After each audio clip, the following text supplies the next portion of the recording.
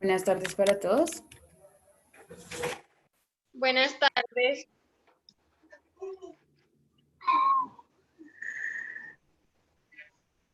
Buenas tardes. Valentina, Hola, buenas tardes. Jacqueline, buenas tardes. Buenas tardes para todos. Buenas tardes. Tardes. Buenas tardes. Buenas tardes. Buenas tardes. Buenas tardes. Ya les envié el link por Zoom. Buenas tardes.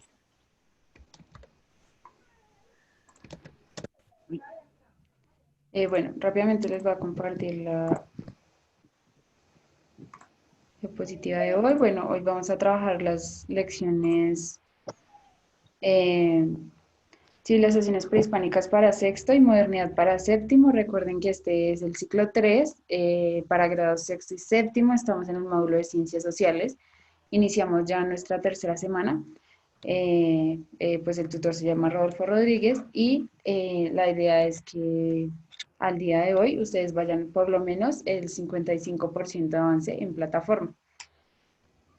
Recordarles también que la otra semana es la entrega de la hoja de ruta el 29 de septiembre y el 3 de octubre es el plazo máximo para que ustedes logren avanzar en plataforma. Entonces, pues, para que tengan presentes las fechas.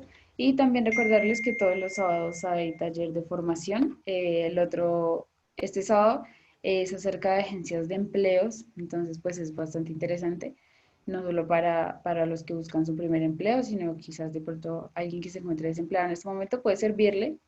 Entonces es el sábado de 9 a 12, ¿listo? Sábado 26 de septiembre y pues nada, los espero por allá entonces. Y eso sería todo. No sé si alguno tenga dudas de la hoja de ruta para iniciar. O si ya todo está bien. Hubo un problema con la hoja de ruta de séptimo, ya se arregló, ya se había subido mal el archivo, pero ya se arregló. Entonces, por favor, me confirman si los de séptimo ya la tienen y todo bien.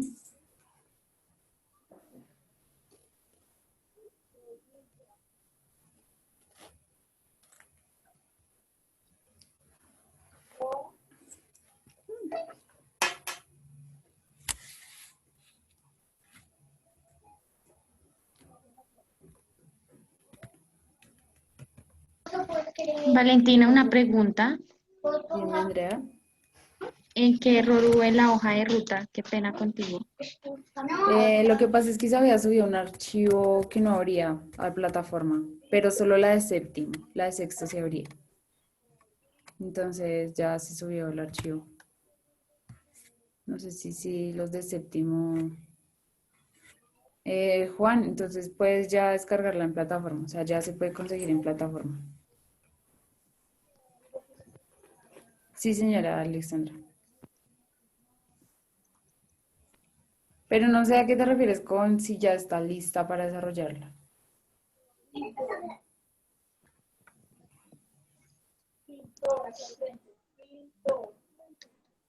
Bueno, entonces si quieres, Rodolfo, iniciamos. Listo, entonces muy buenas tardes para todos. Bueno, espero que el fin de semana haya sido muy productivo. Buenas tardes, profe. Hola, André. Lastimosamente, pues nos encontramos con 2 nuevas masacres el fin de semana, ¿no? 10 personas en su totalidad, entre ellos jóvenes, y eso pues es un mensaje muy, muy fuerte para la juventud colombiana, ¿no? Que esas masacres estén especializadas y sistematizadas, no están alejadas unas de las otras frente a la juventud. Frente a una juventud que por otro lado pues está haciendo las reivindicaciones en la calle. Ayer teníamos unas marchas, etcétera. Entonces el mensaje está muy fuerte y pues lo deja uno pensando un montón, ¿no? Pero ahí como para que reflexionen, los temas que siguen son bastante amplios. Quisiera puntualizar algunas cositas que me faltaron de la clase anterior, no me voy a gastar mucho. Y ya, ¿listo? Entonces, pues no sé si tengan preguntas antes de, o todo firme para iniciar la clase. Rodolfo, la hoja de ruta debe ser toda a mano, ¿no es cierto? No. Hay no, puntos que se pueden hacer en, sí, pues digamos el del mapa geográfico, pues la idea es que lo hagan a mano, el de las hojas calcantes también, la idea es que lo hagan a mano, no sé cuál otro. sí, no, creo que solo es ese punto, si mal no recuerdo. Sí, o sea, los que les pidan dibujar, pues sí, la idea es que se dibuje, si no, de resto nomás. Listo, entonces, bueno, para puntualizar lo de la clase anterior un poco frente a lo del feudalismo, como modo de producción establecido dentro del contexto de la Edad Media, parte de cómo de cómo va a funcionar este modo de producción. Yo les decía la vez pasada que los modos tienen unos medios. Los medios son las herramientas que me hacen posible el modo, ¿cierto? En el feudalismo, la herramienta fundamental va a ser la tierra, ¿sí?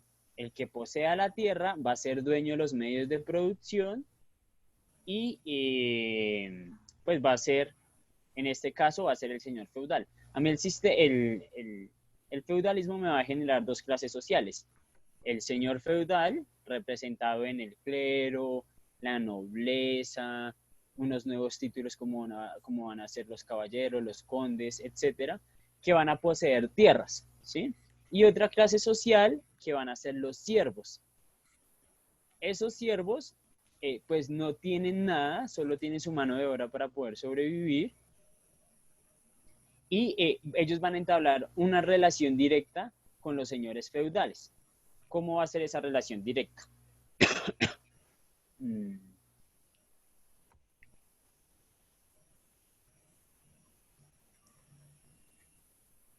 Entonces acá, esto...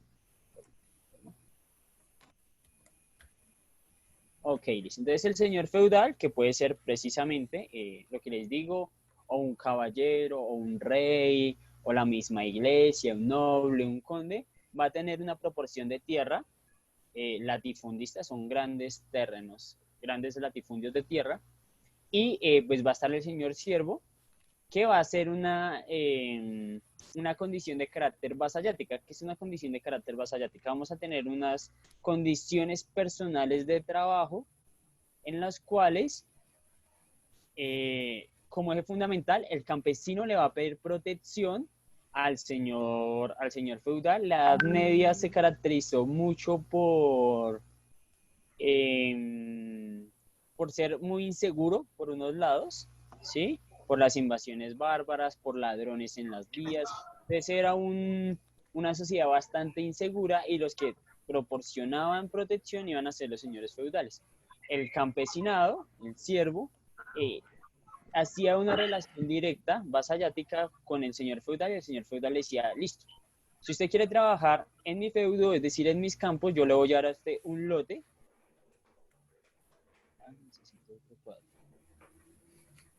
Un lote. Acá. Un lotecito para que usted viva y trabaje, ¿sí? ¿Cuál es la condición? La condición es la siguiente, ¿sí? De que el señor siervo, el campesino, tiene que trabajarle la tierra, ahí como si estuviéramos haciendo como surcos, la tierra al señor feudal. Cuando esta cosecha sale, ¿le corresponde algo al señor siervo? Pues solo la alimentación, ¿no? No, no le corresponde nada. ¿Por qué? Porque el lote que él le da, él tiene que vivir en su casa o donde pueda producir y él debe cultivar su propia tierra, ¿sí? Para que él pueda sobrevivir. Esto no le corresponde a él. Esto no le corresponde al señor siervo. Es decir, él tiene que sacar tiempo de alguna u otra manera para poder sobrevivir de lo que él va a producir acá, ¿sí? ¿Cuál va a ser el problema? El problema es el siguiente. Uno, que cuando él va a llegar acá, pues va a encontrar digamos que un terreno abandonado, pues que no tiene cultivado nada, que toca trabajar la tierra, pero él no tiene con qué comer. Entonces el señor siervo le va a decir, no hay ningún problema, ¿sí? Yo a usted le voy a dar, no sé, pongámosle tres bultos de harina, ¿sí? 3 bultos de harina, para que usted pueda hacer pan, para que pueda hacer alimentos y pueda sobrevivir con su familia, sus hijos, etc. Entonces él va a decir, listo, ¿y cuándo se los pago? ¿Sí? El señor siervo le dice, el señor feudal le dice, no se preocupe, cuando usted pueda, páguemelos. ¿Sí? Esto es una obra de caridad, porque Dios me lo manda de esa forma, lo diría en la Edad Media, ¿sí? ¿Cuál va a ser el problema? Es que esto no me produce a mí los 3 bultos de harina y por ende él va a quedar con una deuda prácticamente de por vida, anclado al trabajo del feudo y trabajarle pues las parcelas prácticamente gratis al señor feudal, ¿sí? Entonces, la tierra va a ser el elemento fundamental, me perdonan la letra, el elemento fundamental, el medio para que el feudalismo funcione, ¿listo?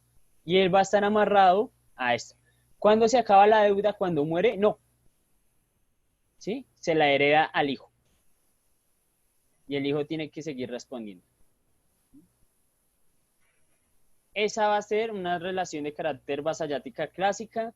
Sin embargo, pues van a haber muchísimas. Por ejemplo, bueno, usted quiere entonces que yo le condone los 3 bultos de harina. Entonces, cuando su hija, la mayor, crezca, me la da para que me case con ella, ¿sí? O se la cambio por una vaca, ¿sí? Etcétera, ¿sí?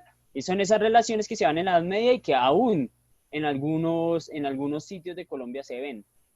Alguna vez hablaba con una profesora, ya hace como unos 2 años más o menos, y ella conocía mujeres que fueron cambiadas por una caja de panela. Y uno dice, por favor, ¿sí? ¿En qué siglo vivimos, no? O sea, vivimos en la Edad Media, que un papá cambie a su hija por una caja de panela, y si lo vamos a poner en términos del valor, o sea, Hola, buenas va a valer tardes. una caja de panela, cambien, ¿sí?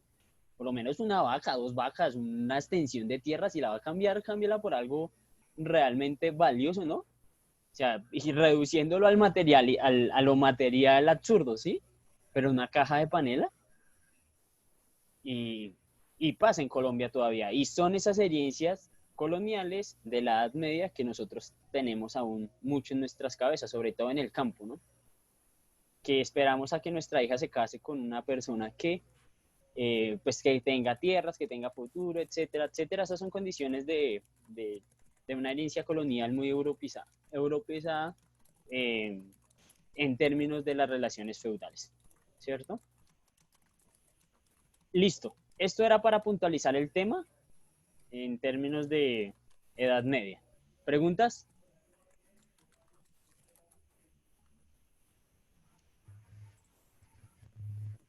Creo que no. Patricia, creo que no. No, no, qué triste ser cambiado por una caja de panela, profe.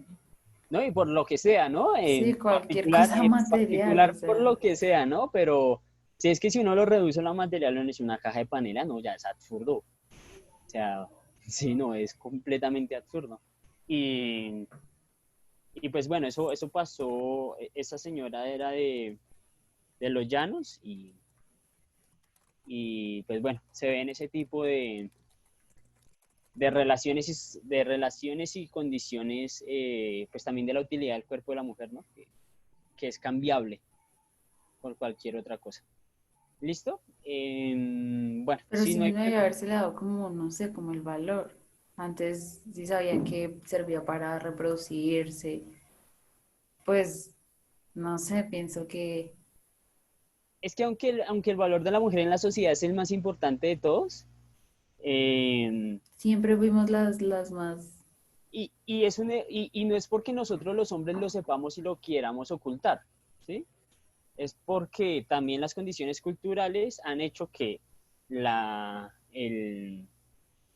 sublevación de la mujer ante el hombre haga que esas condiciones de género, en este caso, sean borradas hasta en el plano del pensamiento, ¿sí? O sea, no, no, esta es una hija normal, las hijas no sirven para nada, tal, ¿sí? Y sabemos realmente nosotros que es de lo más importante que hay dentro de la sociedad de la mujer, por el papel que cumple en términos reproductivos, no lo es, ¿sí? Y, o sea, no lo es en la medida misma, y repito, de que la cultura machista ha generado un rompimiento de algunas cosas que son elementales, ¿sí? O sea, que no ha querido ocultar, o sea, no es un ejercicio de ocultamiento a propósito, sino pues que ya la desvalorización de la mujer hace pues que no se le dé ningún atributo, o que sea todo subvalorado de una manera pues muy precaria, tanto así para cambiarlo con una caja de panela.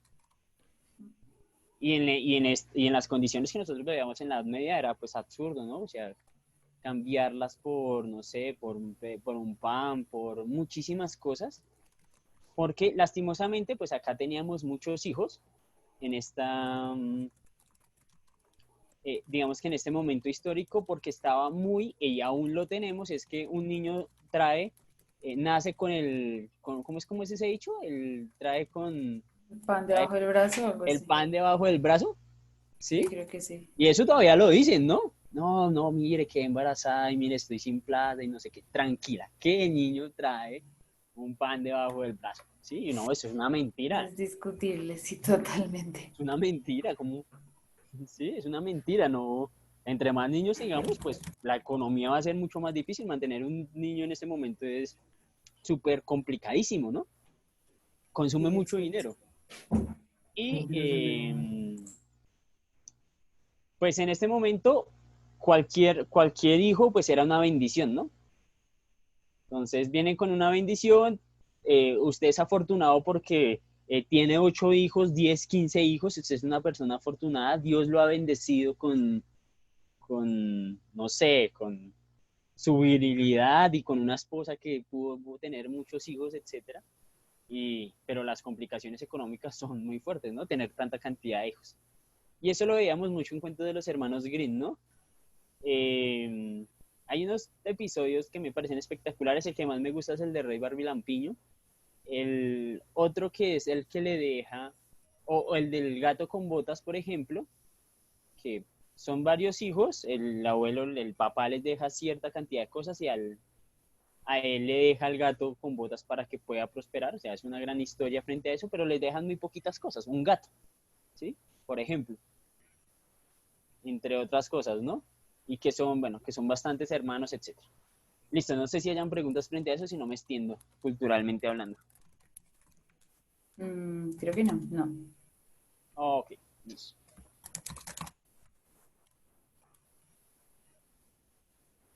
Bueno, a lo que nos vamos a entrar es un tema larguísimo. Vamos a explicar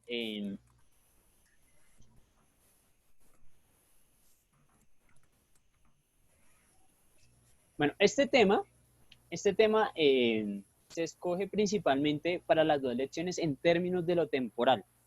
Es decir, mientras Europa estaba pasando un momento, nosotros en América aún no es... Ay, mi madre, esta no es, perdón.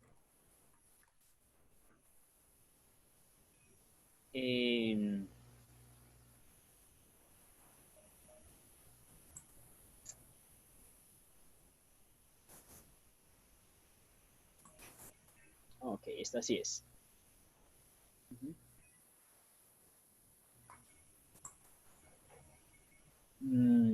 Ok, listo. Entonces les estoy contando bueno, estas lecciones que vamos a ver, tanto para grado sexto como para grado décimo, están pensadas en términos de una linealidad histórica. Sí, es decir, bueno, acá este dibujo no está tan bien su pizzeración. Pero entonces, mientras en América estaba pasando una cosa distinta, acá en América estaba pasando una cosa distinta, en Europa estaba pasando elementos completamente distintos. Entonces, ¿cuáles van a ser esos elementos? ¿Cuál va a ser el objetivo? Entender,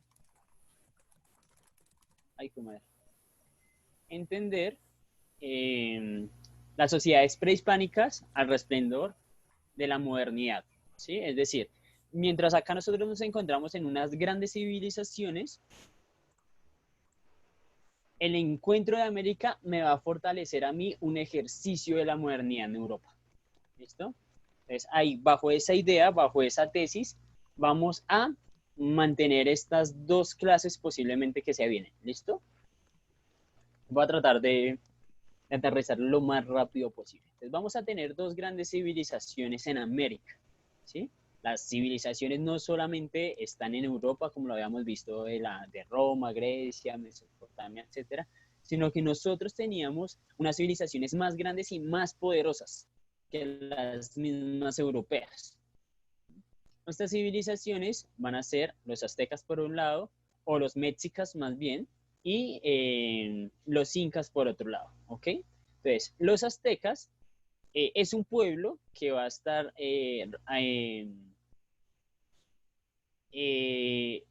normalmente que va a habitar la gran ciudad que va a ser la que vemos acá al fondo, que se va a llamar Tenochtitlán, y esta, o sus habitantes van a ser los aztecas, o los tetzaclas, que están en Tenochtitlán, me disculpan la pronunciación, pero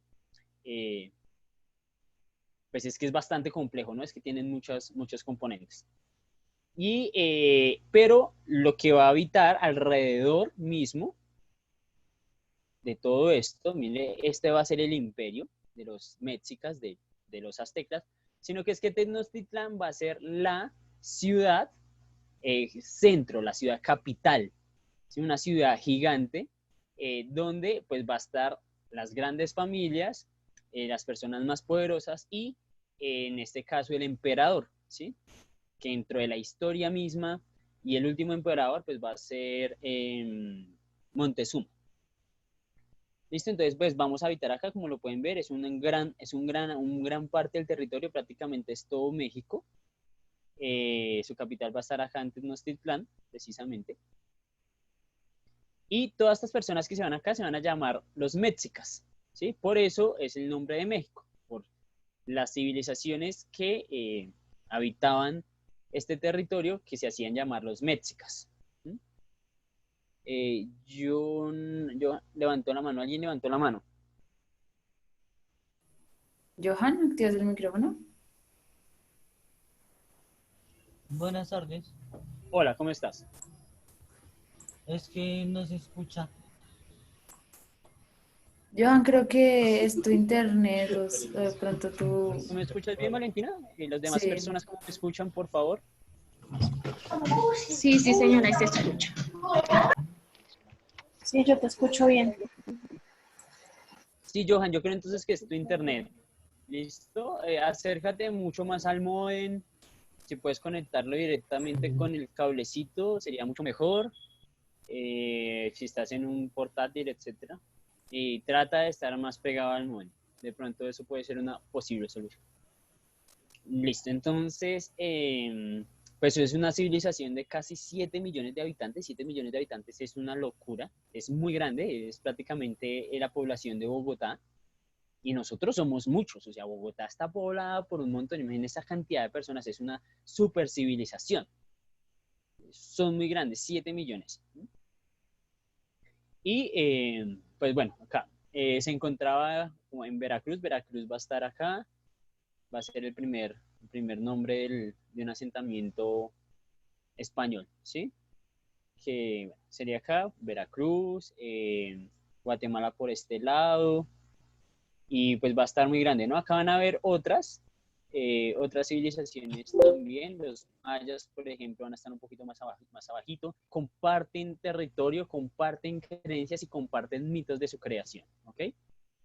Entonces, para esto, pues les voy a mostrar un video. No me gusta la voz de la persona que dice el video, pero va a ser fundamental en el ejercicio de entender la mitología de su creación, ¿sí? Para no quedarnos solamente en el dato de son los mexicas, tanto, sino mirar el mito de su creación, que es lo que los hace una cultura mitológica grandiosa, porque es que es una super historia. Entonces, Valentina, no sé si pausamos el video, envío el enlace. Si quieres envía el enlace y lo abro como para que la gente vea qué video vamos a ver y ya lo pauso. Ok. O sea, no mentira, no envíes el enlace, digo, proyéctalo, que se vea el nombre y Los ya ahí dioses yo se pauso. reunieron. Listo, ok. No me gusta la voz de la persona que lo hice, parece youtuber mexicano clasicón, pero me pareció que tiene como unos buenos... ese es el mito de Quetzalcóatl. Ok. ¿Listo? Entonces, Entonces voy a pausar la grabación. ok, listo, entonces... Listo. Listo. Bueno, eso es un poco del mito, como se pudieron dar cuenta, es una super historia, es una locura historia. Obviamente, repito, es un mito, no como todas las grandes civilizaciones tienen un mito de creación del hombre, porque es una pregunta que se hace el hombre en sí mismo, y es de dónde venimos, cómo nos creamos, qué hubo antes, ¿sí? Y bajo eso, pues el hombre crea historias. Y esta es la historia de la creación del hombre de los mexicas, que en su mayoría y en el territorio lo van a compartir como una generalidad, ¿sí? Pero sí es bastante enredado. Yo también opino lo mismo que Alexandra. Esos nombres es como Sí, no, complicado es que relacionar cuál es cuál y cuál era el que estaban hablando. es muy difícil hablarlo. Sí, es muy difícil hablarlo porque utilizan mucho la tla, ¿sí? Y nosotros casi no utilizamos esa palabra, solo como en Atlántico, Atlantis, pero ellos sí lo utilizan en la mayoría de su pronunciamiento en las palabras. Entonces es bastante complejo. Ahí el dios se va a volver el dios Sol que nosotros conocemos y va a salvaguardar al hombre que creó bajo toda esta gran historia, ¿sí? Y ese Sol en la cultura mexica va a ser fundamental, ¿listo? No sé, bueno, y eso es un montón bueno, ese es el mito principal, hay muchos mitos. Me parece que es muy parecido al mito de los muiscas aquí en el plano cundiboyacense. Y en la mayoría de zonas donde nosotros nos encontramos, posiblemente pudo haber algún tipo de comunidad indígena que tiene su mito. Sí, yo no sé, Patricia, me dices que estás en el Cauca, ¿no? Allá estuvieron los calimas, por ejemplo, ¿cierto? De pronto, no sé cuál sea el mito de creación de los calimas frente al hombre, pero todas estas historias que obedecen a responder la pregunta de cómo nacimos nosotros y de dónde venimos nosotros resulta ser muy fascinante, ¿sí? Porque siempre es la pelea de los dioses y de un dios sobre otros dioses para crearnos a nosotros. ¿Listo? Rodolfo, ¿me regalas el nombre del mito, por favor? Si quieres envío el link del video, pues porque es que mi Sí. pronunciación... Sí, no importa. Lo siento, no me animo a...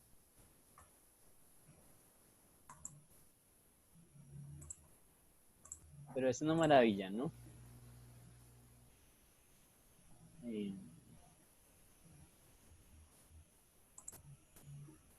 No, espera, creo que se lo envié solo a Johan, para todos.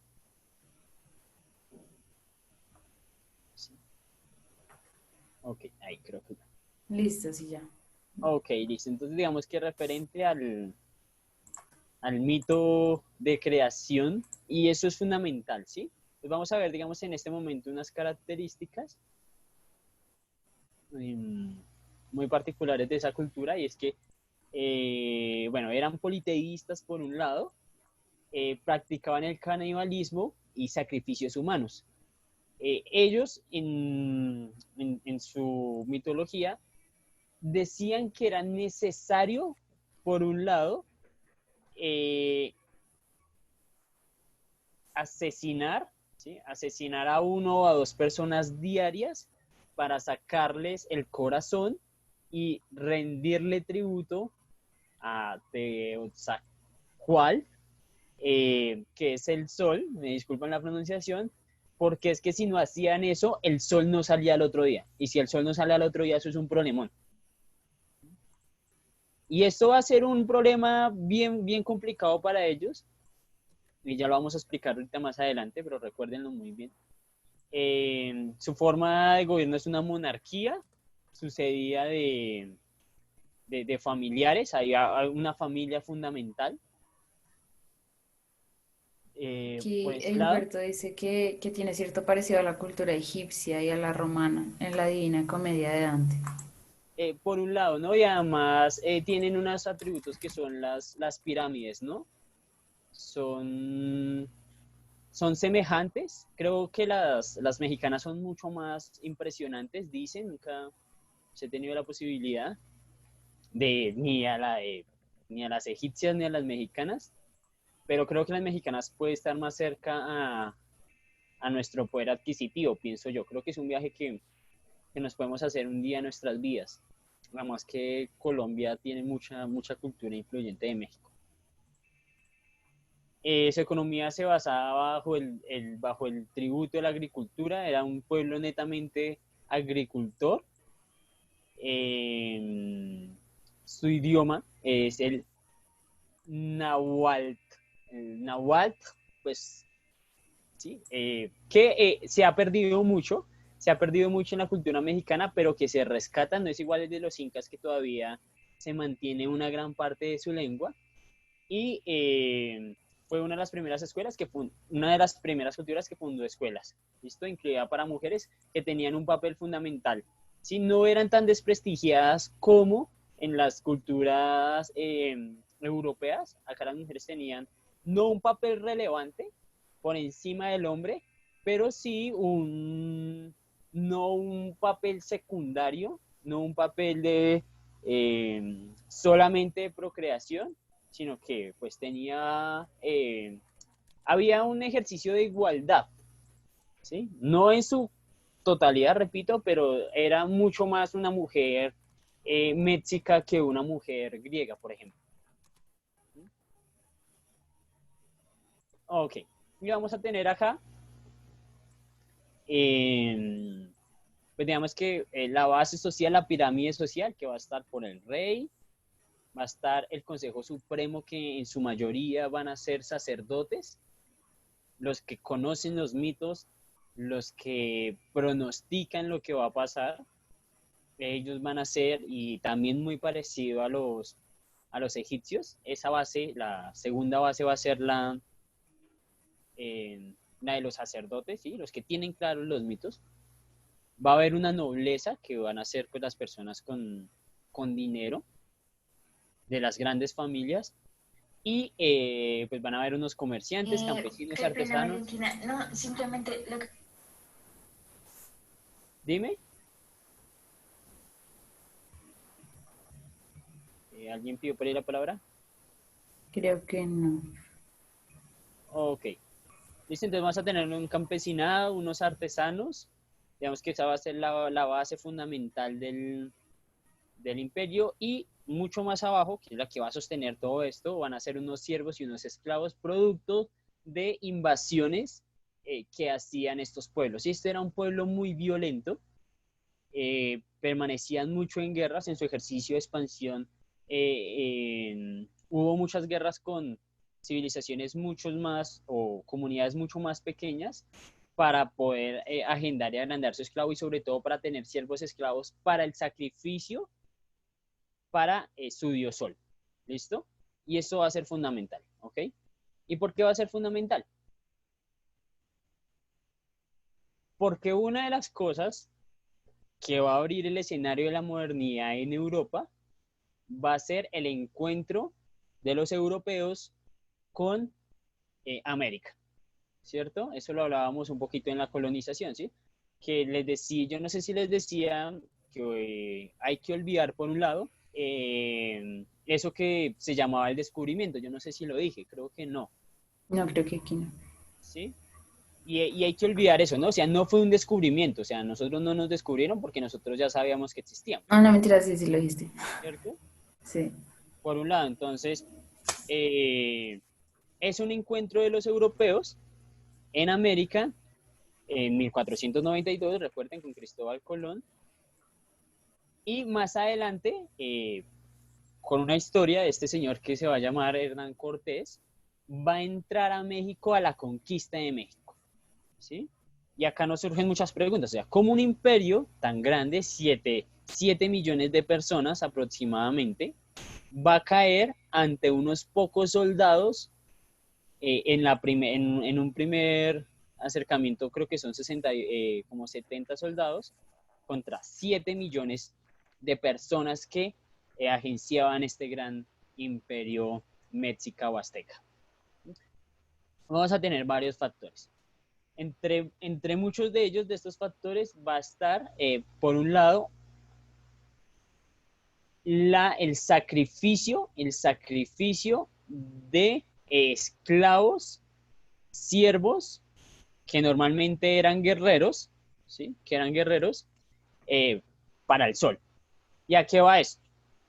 Montezuma se va a dar cuenta que hay un error de carácter demográfico en la civilización, y es que están matando a mucha más gente de la que están haciendo, ¿sí?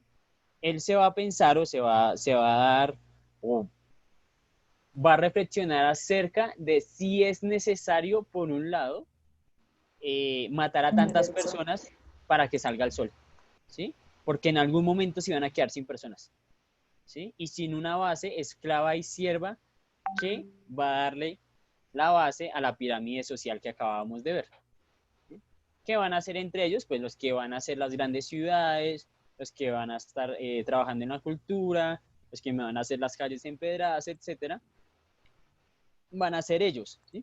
Al matarlos en cantidad, nosotros no sé si se han visto la película de Armagedón, que les quitan el corazón, le cortan la cabeza en esas pirámides y la cabeza va rodando, y son muchas personas que mueren porque era el tributo que había que hacerle al sol en ese momento, y esto va a causar un problema de diferencias entre la nobleza y entre el rey, que va a ser Montezuma, ¿sí? Porque él va a plantear esto, no lo va a hacer, ¿sí? Pero él lo va a plantear, y van a haber unas diferencias culturales entre varios pueblos circundantes a Tenochtitlán que hacen tributos a esta gran ciudad para que el sol vuelva a salir, ¿sí? Entonces empiezan unas tensiones entre las grandes familias, entre la gran nobleza que hay en Tenochtitlán, y Cortés va a llegar en ese momento preciso, ¿sí? O sea, no llega antes, no llega después, llega en el momento de la ascensión.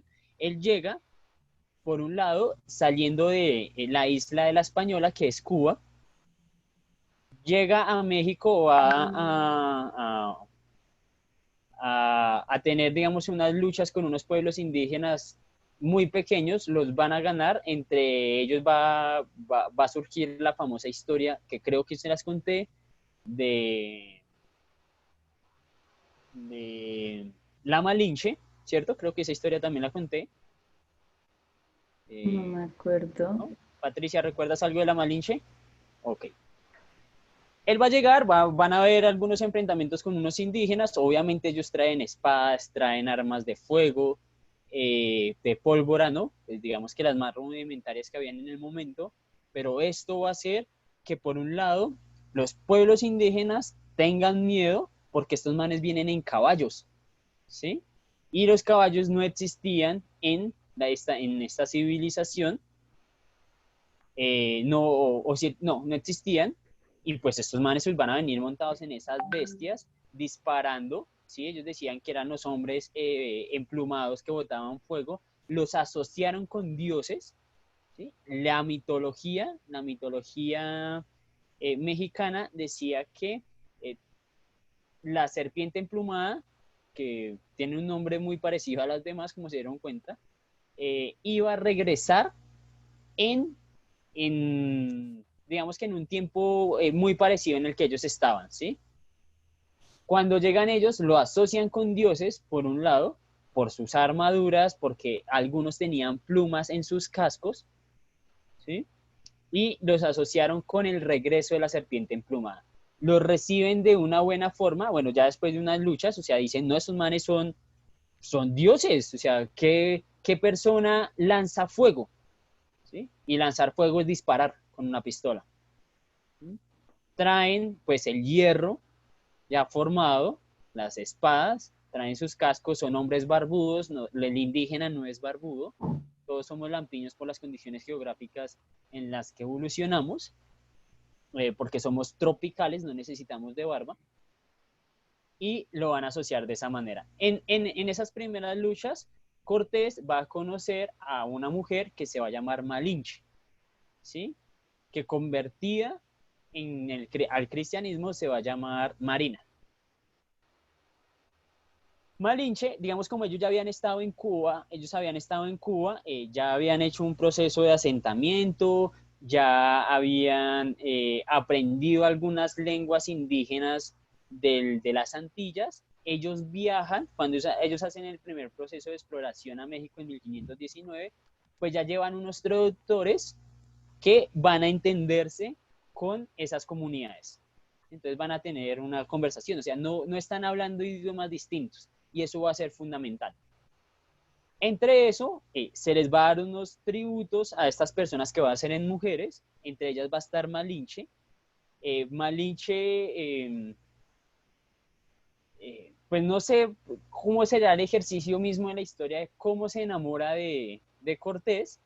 Lo que dice la historia es que Cortés no está con Malinche en un primer momento, se la da a otro marinero, pero hay una atracción más adelante entre ellos dos, porque Malinche va a servir de traductora con otros pueblos que ellos no pueden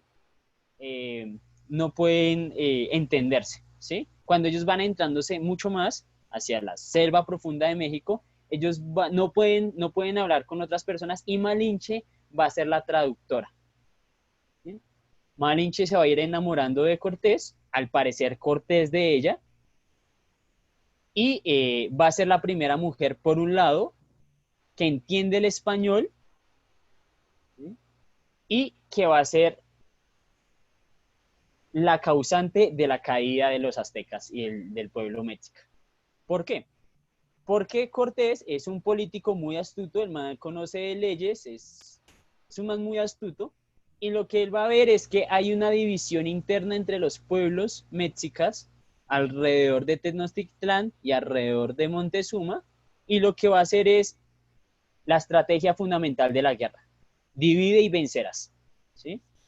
Va a asociarse con algunos pueblos que están en contra de algunas decisiones de Cuauhtémoc, van a iniciar una guerra entre los mismos indígenas contra Montezuma, perdón, y pues van a entrar a esta gloriosa ciudad, entre muchas batallas, van a secuestrar a Montezuma y van a empezar a dirigir ahí, pues digamos que una estrategia de expansión y de consolidación de un asentamiento español muy importante. Y es que acá también va a ser muy importante, es que Cortés se va a rebelar contra el encargado de Cuba, de la isla de la Nueva Española, ¿sí? Él ya no puede volver, él quema sus barcos para que sus soldados o los marineros que venían con ellos no se regresaran, él quema sus barcos y los obliga a quedarse. ¿Sí? Van a haber muchas batallas, efectivamente, o sea, no es un pueblo completamente doblegado, va a ser una confrontación de aproximadamente 3 años, pero la división interna en la cual Malinche es la traductora,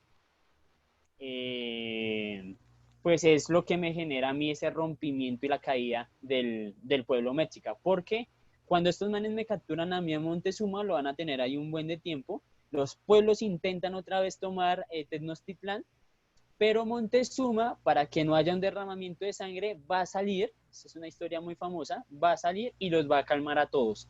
Va a salir prácticamente al lado de Cortés, va a decir que él no quiere un derramamiento de sangre. Los pueblos, recuerden que es un pueblo aguerrido y violento, no les va a gustar esto y van a coger a Montezuma Piedra, prácticamente lo matan, bueno, queda medio moribundo de un pedraón que le pegaron en la cabeza, y esto va a hacer que no haya un control por parte de un emperador o por la figura de un emperador así esté secuestrado, ya no va a estar y todos los pueblos se van a desorganizar y estos manes pues van a entrar con los otros pueblos que sí están al lado de los españoles y van a exterminar pueblo por pueblo que están divididos y así van a ganar pues el pueblo y van a derribar ese gran imperio que fue los mexicas y los aztecas. ¡Tío! Esto entre muchas cosas es que esto es gigantesco, ¿no? Es una vaina gigantesca esta historia de los aztecas, pero es muy interesante. Solo desde el mito mismo de la creación del hombre es una genialidad y entender cómo cómo llega este man en el momento en una división de crisis política en ese gran imperio que fueron de 7 millones de personas. No sé si tengan preguntas. Creo que no. Armageddon es una película muy buena, pero hay elementos interesantes para que se la vean. Sí, Jacqueline decía que Jacqueline no, sino Alexandra, que son muy sanguinarios, Sí, ¿no? Era un pueblo. que en México no se les da nada matar a tantas personas, por ejemplo, los carteles. Y los Z, y que son, pues yo no he ido particularmente, algunas personas que han ido me dicen que son muy violentos, o sea, nosotros somos una cultura violenta, pero ellos siempre intentan arreglar todos los golpes, ¿sí? Sobre todo la descendencia mexicana que es muy indígena, ¿no? O sea, digamos que esas chicas guapas que nosotros vemos mexicanas en las novelas, No pues tienen así de tanto... Telemundo, son solo de la parte de la costa pacífica, perdón, de la costa atlántica, prácticamente Mar Caribe de México, que es toda la herencia colonial española. Pero si uno se va entrando mucho más a México, todas las mujeres son de carácter indígenas, ¿sí? Y es un pueblo muy, muy indígena. Y que son muy violentos, sobre todo los indígenas, que tengo un problema, vamos y nos damos en la cara y es por ese ejercicio también de una colonialidad, perdón, de una herencia indígena muy violenta. Ok, listo. Muchas gracias, Rodolfo. Entonces, muchas gracias, chicos. Bueno, sí, mañana continuamos con este tema, los Sí, incas e iniciando modernidad. listo. Gracias, Rodolfo. Hasta luego, chicos. Gracias. Hasta luego, Dora, Dilberto, Patricia, Leslie. Chao, Chao. Leslie, sí, Dora, chao, todo, chao.